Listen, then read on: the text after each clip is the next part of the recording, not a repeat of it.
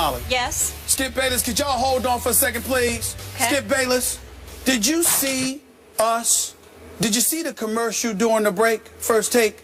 There's a Burger King commercial. And the Burger King commercial it's got something about the chicken on there, and they're coming up with the new chicken fries combination. That's my voice. You see somebody in there saying, calm down. That's me talking to you. It is? It's me talking to you. I'm trying to tell you. I'm telling you the truth. I'm telling you the truth. Are you sure? It needs to be said. Y'all listen to the commercial. There's a voice in there. The chicken fries one, and you hear the voice saying, calm down. That's me telling you to calm down during a first take. I remember it as clear as yesterday. Is it taken right off our audio off the show? I think so. You didn't record it? I don't know. I did not record it. You did I just wanted to point that out. You need to cash in on that. I just want to point that. You think? That's real money. That's me right here saying, calm down. Listen to it. One of these days, just listen to it. That's all I wanted to say. And you're playing college football now. There's a lot going on. I mean, Burger King need to tell me about that stuff. I like Burger King. Need to tell me about these things. Enjoy a good Whopper. How about that? All right. The word on the street is that there is a lot of tension that exists between Kirk Cousins and RG3, and that the two don't talk to each other. According to Bleacher Report, quote, they don't speak, they don't communicate, they can't be in the same room together. Griffin apparently took issue with the Bleacher Report story, tweeting this Monday morning. When the hate don't work, they start telling lies. I guess celebrating that your team won with your teammates is isolating yourself. Hashtag hater. Stephen A., what's the deal? Well, the deal is that I hate subjects like this from the perspective of, unlike most folks in today's world in our industry, I don't like making a habit of talking about other people's report. I respect my colleagues in this profession, etc. But I must admit, when I saw it, I didn't think much of it because I saw RG3 go up to Kirk Cousins on the field and wish him luck prior to the game against St. Louis on Sunday. Then in the aftermath of it, and in the aftermath of this report, I had people close to RG3 telling me that's nonsense. There's no truth to that whatsoever. Of course, RG3 is a competitor. Of course, he wishes he was starting. Of course, he wishes he were playing, and that's a natural emotion to have. But it's not like he's sitting out there wishing Kirk Cousins bad luck, hoping that the team loses, etc., etc. And they believe this to be just another shot at the personal integrity and character of RG3. I'm not about to go that far with the report. I don't know the reporter, and even if I did, I'm certainly not going to call him out like that. He's got a job to do, and if that's what he's hearing, that's what he's hearing, and we have to respect that. I would tell you that people in RG3's camp are categorically denying it, and there's nothing that I've seen, albeit I'm not at the game, it's the cameras, and I'm not in the locker room like this reporter is and all of that stuff. I would tell you it doesn't seem to be that way. At the end of the day, here is what I think is undeniable. And I always lean towards this reality, Skip, because what Joe Public needs to understand is that it is very, very rare in the history of our industry that somebody is just going to make something up and say it. They're usually being told that by somebody. Now, whether it's true or not is another matter. But actually being told it, I definitely think that's highly likely, which would lend itself towards the thought that there are still dudes in that locker room who do not like RG3. There are still guys in that locker room who wish he'd go away. There are still guys in that locker room who are ecstatic that Kirk Cousins, or anybody for that matter, is the starting quarterback for the Washington Redskins other than RG3, which to me lends itself towards the argument that the Redskins should have just let him go and RG3 should move on, because it's clear that he does not appear to have much of a future in the nation's capital. Okay. I believe this report. I'm not surprised by this report, and it doesn't bother me one bit, because it's predictable that Robert would not exactly warm up to Kirk Cousins. Isn't that just par for that course. Yeah, but I'm not refuting that, because that's the competitor in you. Yeah. But to say they're not talking, they've got it out for one another, they're not even speaking, they can't be in the same room together, I think that's the extra stuff that is being categorically denied. I don't think anybody would deny your point that you've got any kind of pride or dignity about you, any competitive fervor in you. You're not going to be happy about the fact that you're being benched in favor of your backup.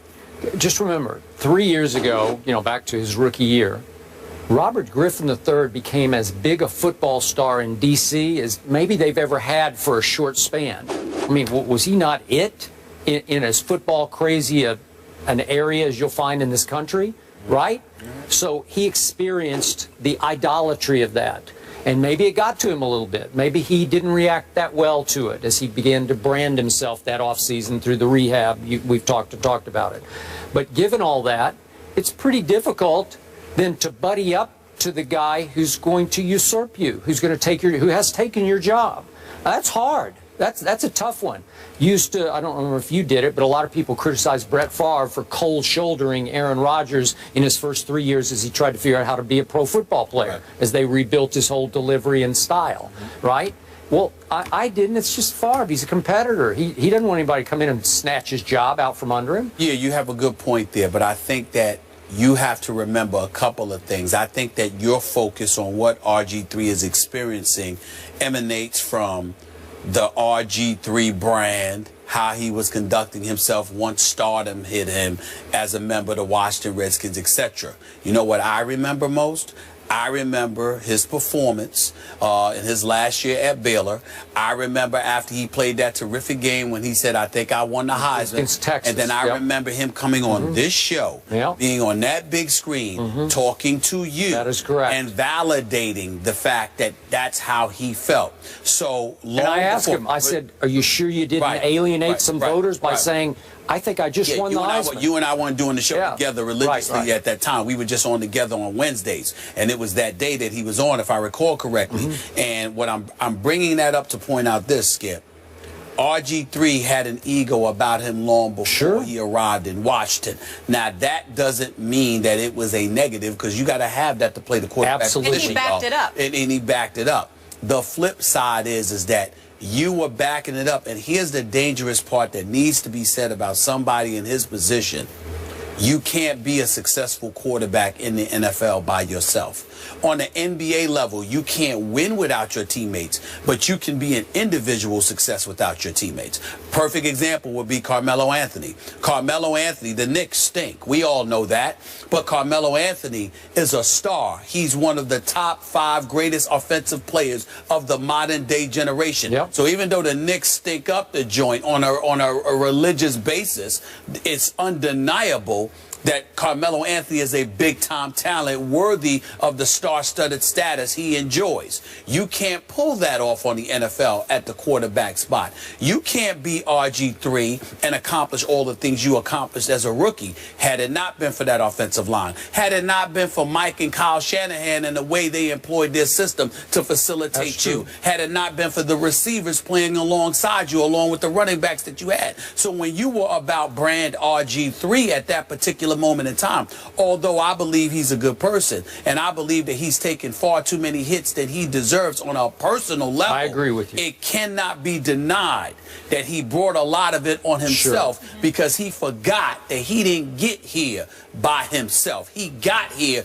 because of those very teammates who clearly felt forgotten, because if they didn't feel forgotten, Skip, they wouldn't still be harboring the level of animosity that they once had for him. Okay, I agree. Now, last quick point from our Ryan Clark, who's often on this show, who knows Robert very well and likes the heck out of Robert. And I know that from off camera.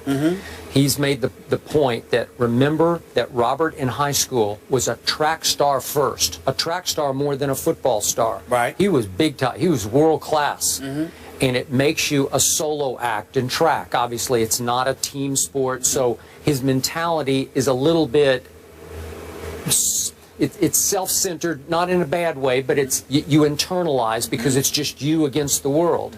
And some of that is showing itself here, where he's not one of the fellas as much as maybe some quarterbacks are. Well, the reason why I would not use that as an excuse is because he played enough football prior to arriving in the NFL for that not to be an excuse. You've been involved in enough team activity to know better, number one. I'm just telling you his nature. I agree. I feel you. And the other part about Ryan Clark, let me point this out, close the segment with this.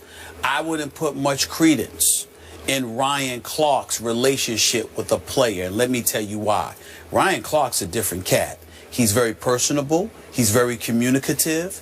He's straight up. So it's pretty difficult for somebody to be aloof or dismissive of him, because he ain't having it. You see what I'm saying? And he will confront you, whereas other guys would tend to just dislike you from afar, keep their distance from you, not really make an effort to ingratiate themselves with you or to be personable with you. So they'll just designate you as not that great of a guy, and they could care less about you. But Ryan Clark, he's the kind of person that he'll be around you enough where he's personable, he can have that kind of impact. Or if he don't like you, it would be in your best interest to change that, because it'll be in your detriment to have Ryan Clark as an enemy if you're on the same team. You see what I'm saying? Ryan Clark is his own man. Right. And if he gets bad vibes from you and decides you're not the right kind of guy, you're out. That's right. And RG3 he's not a dummy now. Yeah. He might sit there and look at a Ryan Clark and be like, I don't need to get on his bad side. You see my point? That's how that works. Yeah. You know what I know about the Redskins?